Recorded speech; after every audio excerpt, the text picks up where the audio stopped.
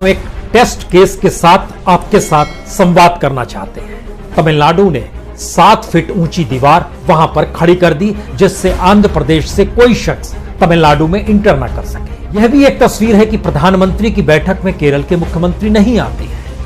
यह भी एक तस्वीर है कि कोटा से अपने अपने छात्रों को बुलाने की मशक्कत अब हर राज्य उस दौर में कर रहा है जिस दौर में लॉकडाउन है। यह टेस्ट केस कुछ ऐसा है कि जिसके जरिए आप समझ पाएंगे कि आखिर क्यों सिस्टम इस देश का ऐसा बना दिया गया है जिसमें इस देश में कोई भी सरकार आए, कोई भी व्यक्ति आए, कोई भी अपने तौर पर अपने काम को शानदार बताते हुए इस बात का जिक्र करे कि सब कुछ ठीक ठाक चल रहा है, और कागजों पर और अब तो कंप्यूटर पर भी दिखाने की स्थिति में हर सरकार आ जाती है कि देखिए ये आंकड़े हैं, ये डाटा है और पूरे देश की स्थिति वाकई शानदार हो चली है। लेकिन सवाल ये नहीं है। दरअसल आज हम जिस टेस्ट केस की बात कर रहे हैं उसमें सबसे बड़ी भूमिका मीडिया की ही होती है, और लॉकडाउन के दौर में मीडिया की भूमिका होनी क्या चाहिए, और खास तौर से तब जब सरकार या फिर सत्ताधारी या फिर इस देश के भीतर के सिस्टम को चलाने वाले लोग बार बार ये कहते हैं कि सब कुछ ठीक ठाक है। लेकिन आप कहीं पर भी प्रवासी मजदूरों से मिल लीजिए, माइग्रेंट मजदूरों से मिल लीजिए, दिहाड़ी मजदूरों से मिल लीजिए, जो ठेला चाय पान बेचा करते थे उनसे मिल लीजिए। दिल्ली जैसी जगह में पहली बार उनसे बातचीत करते हुए इस बात को खुले तौर पर एहसास कराते हैं कि जिंदगी में हमने कभी सोचा नहीं था भिखमंगे हो जाएंगे, और जहां पर खाना मिलता है उस दिशा में हम चल पड़ते हैं, लेकिन वहां भी बड़ी जिल्लत सहनी पड़ती है। ऐसा सोचा नहीं था। कल तक हमारी रेहड़ी थी, हमारी दुकान थी, छोटी मोटी दुकानें थी, आज हमें भूख के लिए जगह जगह जाना पड़ता है। जमीन की स्थिति दूसरी होती है, और जिन संवादों को इस देश में कहा जाता है, जिनके हाथ में इस देश की कमान होती है, वह जिन बातों का जिक्र करते हैं, दोनों भिन्न क्यों है? इसलिए भिन्न है क्योंकि इस दौर में हमने जांचना परखना बंद कर दिया है। इसीलिए हम उस सिस्टम को समझ के सिस्टम को बदलने की दिशा में कोई दबाव किसी भी सरकार पर बना नहीं पाते हैं, और यह मान लेते हैं कि दरअसल सिस्टम तो यही रहेगा, और इसके मार्फत जो भी सत्ता में आएगा वो कोई भी शख्स हो, वह दरअसल इस सिस्टम के गहरे कुएं में ही समा जाएगा, और हो यही रहा है। इसीलिए आज हमने आपके सामने एक टेस्ट केस रखना चाहते हैं। इस टेस्ट केस के जरिए जरा समझने की कोशिश कीजिएगा इस देश का सच क्या है, और इस देश के सिस्टम को ही बदलने की जरूरत क्यों है। सवाल यहां पे नेता मंत्री संतरी इन चीजों को थोड़ी देर के लिए भूल जाइए और बेसिक सिस्टम पे आइए कि वो सिस्टम के मार्फत ही काम कोई भी सत्ता और सरकार करती है, उसे दोष मत दीजिए। ये सिस्टम ही ऐसा है। फाइनेंस मिनिस्ट्री की वेबसाइट, फाइनेंस मिनिस्ट्री के ट्विटर हैंडल पर एक ट्वीट किया गया, इस बात की जानकारी दी गई कि इस देश के 33 करोड़ लोगों को 31,325 करोड़ रुपए के जरिए वहां पर उनको राहत दे दी गई है, और उसमें एक सिलसिलेवार तरीके से था। जनधन योजना के तहत लगभग 10,225 करोड़ रुपए 20 करोड़ से ज्यादा लोगों को खाते में डाल दिए गए, जो महिलाओं के खाते में था। हर के खाते में आए लगभग 489 रुपीस।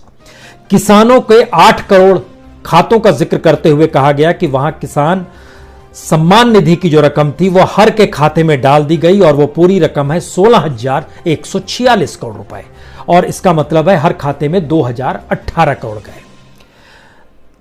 बुजुर्ग विधवा दिव्यांग के लगभग 1,405 करोड़ इस देश के 2,82,00,000 बुजुर्ग विधवा दिव्यांग के खाते में चले गए, यानी हर के हिस्से में 498 रुपीस।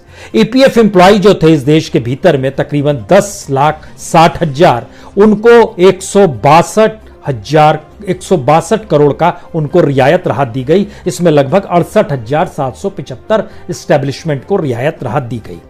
इसके ठीक पैरेलल में बीजेपी की तरफ से भी एक ट्वीट किया गया, और उनकी भी पॉलिटिकल साइट पे इस बात की जानकारी दी गई। एक तरफ डाटा था, दूसरी तरफ प्रधानमंत्री की तस्वीर थी कि लगभग 19,63,000 मीट्रिक फूड ग्रेन यानी गेहूं और चावल इस देश के 31 राज्यों के 39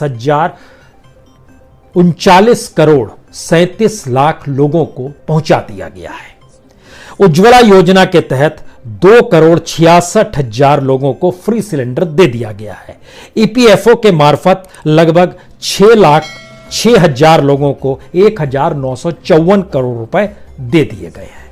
ये एक डाटा है, सरकारी आंकड़ा है, और उसके बाद तमाम जगहों पर यह जानकारी आ गई कि सरकार ने ऐसा ऐसा किया है, इस रूप में यह कर दिया गया है। अब सरकार कह रही है कर दिया है तो कर दिया है, मान लेना होगा। लेकिन दरअसल यहीं से टेस्ट केस भी शुरू होता है और यहीं से इस सिस्टम को समझने की जरूरत भी है, और यहीं से मीडिया के काम को भी समझने की जरूरत है। मीडिया का काम क्या है, हॉटस्पॉट है, क्या स्थिति है, ये सारी चीजें वो दिखाए, कोई मतलब नहीं है। लेकिन सरकार जब कहती है कि हमने इतनी बड़ी तादाद में इस देश के लगभग 33,59,60,60,000 लोगों को राहत दे दी है, तो ये बात तो कहीं जहन में आनी चाहिए, क्या वाकई इतनी राहत दे दी गई है हमारे यहाँ? क्या वाकई इस रूप में डिजिटली चीजें काम करती है? क्या वाकई इतने खातों में पैसा पहुंच गया है? क्या वाकई इस तरीके से राहत की स्थिति हो चली है? कुछ तो चेक करना होगा। इस चेक के प्रोसेस में हमने टेस्ट केस के तहत जब परखना शुरू किया कि क्या वाकई, इसके लिए हमने चुना जो 2,000 रुपए किसान सम्मान निधि के मार्फत लगभग 8 करोड़ किसानों का जिक्र करते हुए 16,146 करोड़ रुपए देने का जिक्र किया। तो इसकी एक आसान सी चीज होती है, आप इनकी साइट्स पर चले जाइए, जिसका जिक्र हम लगातार कर रहे हैं। आपको जान के हैरत होगी कि इससे पहले क्या था, 6 महीने पहले तक या 4 महीने पहले तक या 3 महीने पहले तक हर राज्य का डाटा रहता था, इतने किसान हैं, इतनी परिस्थिति है, इतना ये है, और इसके जरिए जान लीजिए कि इतना पैसा दिया गया। तो उसमें आपको पता चलता था कि सरकार ने कितने किसानों को कितना पैसा दिया है, उस राज्यवार आंकड़ा रहता था। ये सारे डाटा साइट से गायब हो गए, जो कि सरकार के डाटा थे। उसमें सिर्फ बड़े बड़े अक्षरों में अब लिख दिया गया है इतना पैसा हमने दे दिया गया है। आपको अगर जांचना है तो आप अपना नाम लिखिए और अपना कार्ड नंबर लिखिए, कार्ड नंबर नहीं है तो आधार नंबर लिखिए, आधार नंबर नहीं है तो फोन नंबर लीजिए जो आपने दिया हुआ है, उसका जिक्र करके लिखिए। दूसरी स्थिति है, अगर आपको गांव-गांव को चीजों को समझना है तो आप स्टेट का जिक्र लिखिए, उसमें डिस्ट्रिक्ट का जिक्र लिखिए, उसमें ब्लॉक का जिक्र लिखिए, उसमें गांव का नाम लिखिए, और तब पता लगाइए कि क्या क्या स्थिति है। लॉकडाउन की स्थिति है, हमें लगा इसको जरा परखा जाए, और जितने भी अलग अलग जगहों पर जो रिपोर्टर, स्ट्रिंगर, अखबारों में काम करने वाले, उनसे भी संवाद बनाया जाए, पूछा जाए कि उनके इलाकों के बारे में अगर साइट पर यह जानकारी है कि इतना पैसा दिया जा चुका है तो स्थिति है क्या। बड़ी हैरत की स्थिति है। हमने इस चीजों को परखना शुरू किया। बिहार में पटना का ब्लॉक बेलछी बड़ा प्रसिद्ध है, अपनी वजहों से जाना जाता है। बेलछी कांड एक हुआ था, उसका गांव भी बेलछी है, और गांव का नंबर है जो सरकार की साइट पर है वो है 246381। 246381 ये गांव का नंबर हुआ। उसमें लगभग 121 लोगों को यह सम्मान निधि मिलनी चाहिए थी। हमने उस साइट्स पर जाके उन नामों का जिक्र किया, और फिर वहां रहने वाले अपने एक साथी से कहा जरा पता तो लगाइए, मिला है, हम आपको कुछ नाम देते हैं। हमने जब नाम दिया तो उसमें से किसी को कुछ नहीं मिला था। ये नाम आपको भी जानने चाहिए। बिहार के बेलछी ब्लॉक के गांव बेलछी के वीरेंद्र प्रसाद, योगेंद्र पासवान, उर्मिला देवी, सुरेश प्रसाद, सुरेंद्र महतो, विनोद कुमार, प्यारी देवी, सरिता देवी, राम प्रताप प्रसाद, मारो देवी, छोटे लाल प्रसाद, रामदेव मेहता, किसी को नहीं पैसा मिला है। सवाल सिर्फ एक राज्य का नहीं है, एक गांव का नहीं है। छत्तीसगढ़ के बस्तर इलाके के, बस्तर डिस्ट्रिक्ट के गांव भी बस्तर को हमने चुना, जिसका नंबर है 931273। यहां पर 485 लोग को 2,000 रुपए मिलने चाहिए, मिल गए होंगे सरकार के लिहाज से अगर हम समझते हैं तो। उसमें हमने कुछ नामों को देखा और वहां पर जानकारी हासिल की, जो सामाजिक कार्यकर्ता वहां पर काम कर रहे हैं। हमने नाम दिया राकेश प्रसाद तिवारी, पता चला नहीं मिला। सुकरू नहीं मिला। बलराम यादव, भागीरथी प्रसाद, हरी, कविता साहू, नहीं मिला है पैसा। किसको मिला है ये नहीं मिल पा रहा था, लेकिन जो नाम दे रहे थे रैंडमली उसमें किसी को पैसा नहीं मिला था। मध्य प्रदेश का जिला है बैतूल, बैतूल में ब्लॉक आता है आमला, आमला का गांव है बोरगांव, इसका नंबर है 485532। इस गांव के भीतर 377 लोगों का नाम है सरकार की लिस्ट में कि इन्हें मिल जाना चाहिए। उसमें जब हमने पूछा जिन्हें नहीं मिला, उसमें भी 10 नाम सुन लीजिए, बहुतों को नहीं मिला, लेकिन जो जानकारी वहां से निकल कर आई, अजय धोटे, अनिरुद्ध मालवीय, लिखितकार बाबूलाल लिखितकार, अशोक सोनारे, बलिराम, अनुसुईया, विजया घोटे, विहार सोनारे, उत्तम राव लोखंडे, नहीं मिला है। नागपुर में तो संघ का हेडक्वार्टर भी है, और नागपुर तो एक पहचान के साथ जीता है और एक स्वदेशी की सोच वहां पर रहती है, और आरएसएस भी इस बात का जिक्र करता है। तो महाराष्ट्र के नागपुर ग्रामीण के इलाके में हिंगना ब्लॉक का गांव है चिंचोली, उसका नंबर है 535854। यहां पर रहने वाले 40 लोगों का नाम किसान सम्मान निधि में 2000 रुपए उनको मिल जाना चाहिए, लेकिन जब पता चला वासुदेव मारुतराव बजैत नहीं मिला, सीताराम राउत, लक्ष्मण सिंगारे, जितेंद्र मिसल, भैयाजी उखंडे नहीं मिला है पैसा। यह स्थिति आते आते उत्तर प्रदेश के गाजियाबाद के मुरादनगर ब्लॉक के गांव है जलालपुर, उसका नंबर है 119590। अनिल कुमार, बलराम सिंह, योगेंद्र पाल सिंह, ओमपाल सिंह, सुधीर, सुदेश, ओमवती, किसी को नहीं मिला। लगभग 475 गांव है। इसी तरीके से हम झारखंड पहुंचे तो वहां से एक नई बात सामने आई। झारखंड का इलाका अगर आप वहां पर चले जाइएगा तो वहां पाकुड़ डिस्ट्रिक्ट है। पाकुड़ डिस्ट्रिक्ट के भीतर जो गांव है, उस गांव के बारे में जब हमने पता लगाना शुरू किया तो पाकुड़ डिस्ट्रिक्ट के जरिए ही इस बात की जानकारी मिली कि दरअसल जो नामों को भेजा जाता है वो नाम तो हमने शनिवार को, यानी एक दिन पहले की बात है, आज सोमवार का दिन है, शनिवार को हमने नाम ही भेजा है और वो नाम क्लियर होते होते लगभग 10 दिन का समय लगेगा। और ये हर साल होता है। पिछले साल हमने इस इलाके के तकरीबन जितने गांव हैं उसमें 76,000 लोगों का नाम भेजे थे, उसमें से 65,598 लोगों का क्लियर हुआ था। उनके पास पैसा कुछ के पास आया था, कुछ के पास नहीं आया था, लेकिन इस बार जो हमने 65,000 नाम क्लियर किए हैं वो क्लियर ही शनिवार को किए हैं। तो अभी आप हमसे क्यों पूछ रहे हैं? तो शनिवार को नाम और 10 दिन कम से कम लगेगा। तब यह सवाल उठा कि सरकार ने कह दिया कि दरअसल उन्होंने किसानों के 8 करोड़ किसानों को 16,146 करोड़ रुपए बांट दिए हैं। तो कैसे बांट दिए हैं, ये एक सवाल है। ये जांच मीडिया को करनी चाहिए, बताना चाहिए।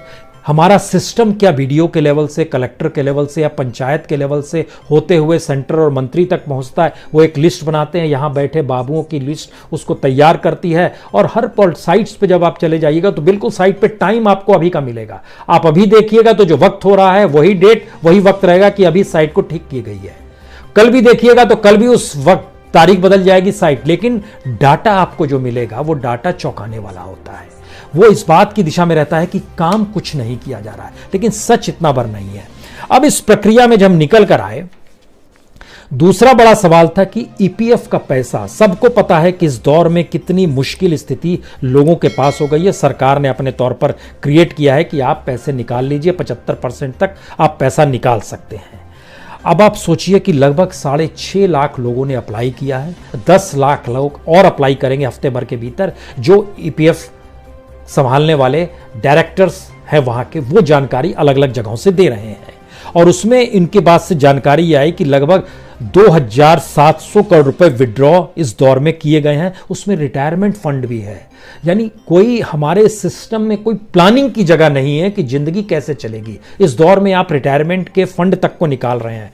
इसका मतलब यह है कि जो इंफ्रास्ट्रक्चर है हमारे देश के भीतर का, उसमें अगर कोई कुछ कह देता है कि हमने इतना इस रूप में काम किया है, तो हमें लगता है कि इसको जांचना परखना तो होगा, क्योंकि कोई दबाव किसी रूप में सरकारों पे काम करेगा तभी तो वो सिस्टम को सुधारेगी। और अगर हम ये मान लेंगे कि सरकार ने जो कह दिया वो सब कुछ ठीक ठाक है जी और बहुत अच्छा है और अब हमें बताना है कि इससे बेहतर कुछ हो ही नहीं सकता है, तो इसका मतलब है कि हम बेसिक स्ट्रक्चर को देखने की स्थिति में नहीं आ रहे हैं। और इसी का असर होता है कि जब आप जमीन पर उतरते हैं तो वहां पर चाहे वो मजदूर हो, चाहे ग्रामीण महिला हो, चाहे किसान हो, चाहे वह दिहाड़ी मजदूर हो, चाहे किसी भी तबके का, और अब तो ये स्थिति बढ़ती चली जा रही है, इसमें अब प्रोफेशनल्स भी दायरे में आएंगे। और आने वाले वक्त में जो इकोनॉमिक क्राइसिस का स्थिति आ रही है, वह स्थिति इस रूप में चुभ रही है कि दरअसल संकट हर किसी के सामने होगा तो उनके दर्द को भी कौन सुनेगा?